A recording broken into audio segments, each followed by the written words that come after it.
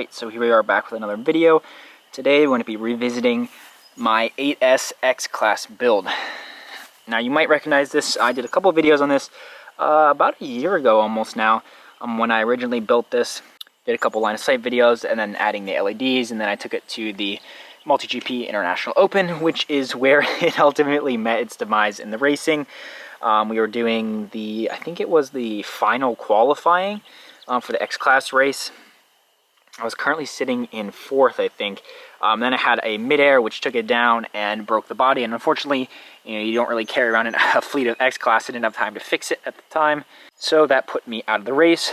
And then I went back to school, so it's been a very long time. I haven't had any time to work on this, but I finally got enough time on this break after finals are over here to get it all back together. So nothing has really changed. There's nothing new about this setup here. I just wanted to give it a fly again, and since you guys enjoyed the first video, I thought I might as well make a second. So I'll just real quick go over the setup once again in case you don't know these parts. So the frame is the iFlight IXC15, and now it's kind of a combo. We have the back 1000mm arms and the front 800mm arms. Since I broke a front arm, I just went ahead and swapped the front two to the shorter one, so it's kind of like a combo X. Doesn't really make much of a difference though. The motors are the iFlight Sing 4214 400 kV. And since we are running this on 8S, that is a little bit low for my preference. That's why I'm running these beefy props. These are the HQ 13x12x3 tri-blades.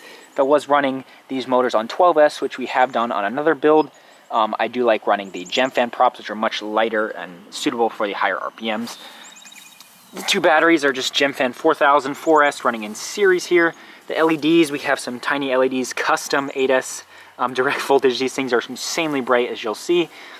The ESCs are the iFlight Sussex 80 amp 8S ESCs here. You can see I put a little heatsink on them, and they're just wired up to the PDB and flight controller, also from iFlight, that take direct 8S voltage. And I don't currently have FPV hooked up on it, so that's about all we have. And of course in the center we are running a Crossfire Nano. So I'm just going to go ahead and get these AS150s plugged in, and it's going to spark a little. There you go, you can see the LEDs. Insanely bright, super happy with them. You can see we have orange in the back, double-sided, and then just blue in the front. So let's go ahead and take it up.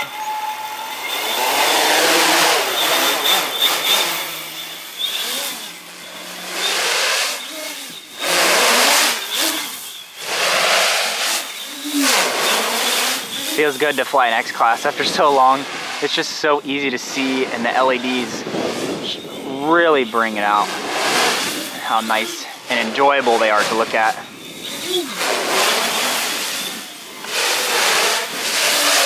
As well as that X-Class signature large prop sound just can't be beat.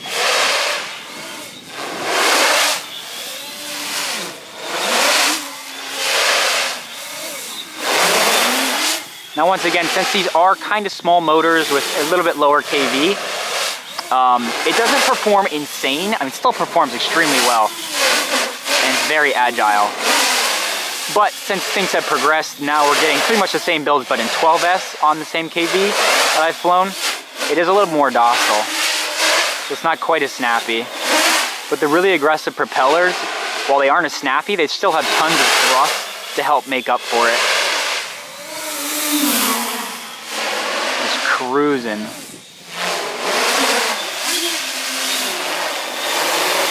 Those LEDs are just insane. Like, they are so bright, and it is sunny out. Well, it's a little cloudy, but like for daylight, that is insane. At night, I literally have to wear sunglasses. Because the point of X-Class is to be able to see it, right? Well, everything's black on here, so we thought might as well make the brightest LEDs we could.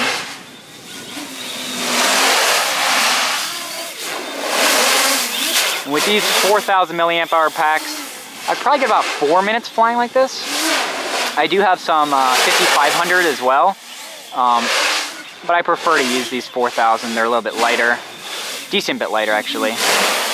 I don't need to fly for that long.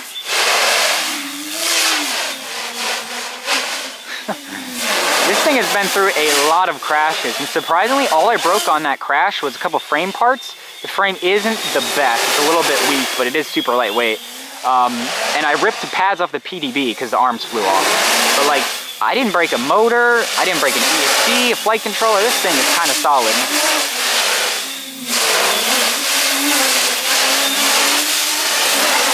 Woohoo!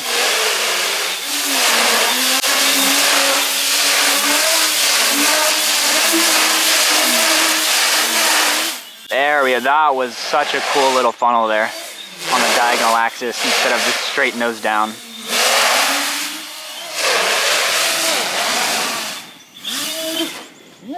Still has decent battery left to it off that punch.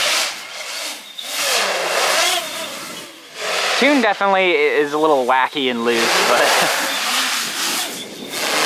you know, something this big, especially with smaller, little bit underpowered motors, it's hard to get a really in control tune. Also, I added some foam to the top of my camera, so hopefully the wind noise isn't as bad, because it is definitely a little bit windy right now. I know a lot of you guys were saying about the wind noise, so I apologize for that. I really need to get a good actual filming setup.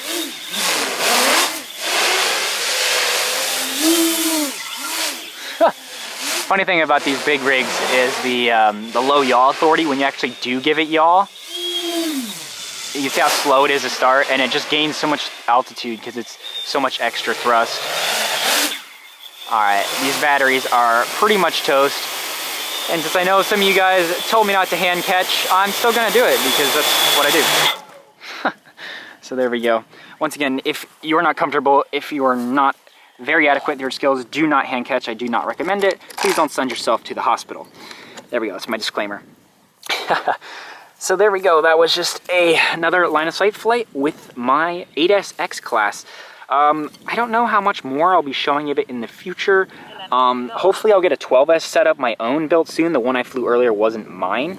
But I'm still waiting because iFlight is working on some 12S electronics, and I may be looking into the APD ones. I'm not sure if they have anything new coming, but an 800mm high KV 12S X-Class build will be absolutely insane. So hopefully I can get something like that going over the summer. Ooh, wow, these motors are pretty warm. I did dent a few of them though, because I did crash into some metal gates at multi-GP, so ESC is, as always, ice cold. These things, just ridiculous. $40 ESCs, and they're holding up. One of the benefits of 8S, I think, it's a lot easier, it's funny as that sound, 8S, than 12S to keep things reliable. Because I know a lot of people are having 12S failures, even on the highest quality gear. Just a struggle of it. So yep, there we go. There'll be links down in the description to all the parts below if you're interested. I'll probably also link the other videos I did. I do have some FPV racing footage of this from the multi-GP. I'll also link that below. It's in my compilation video. So yep, that's it. Thanks for watching. Please subscribe, and I'll see you in the next one. Bye.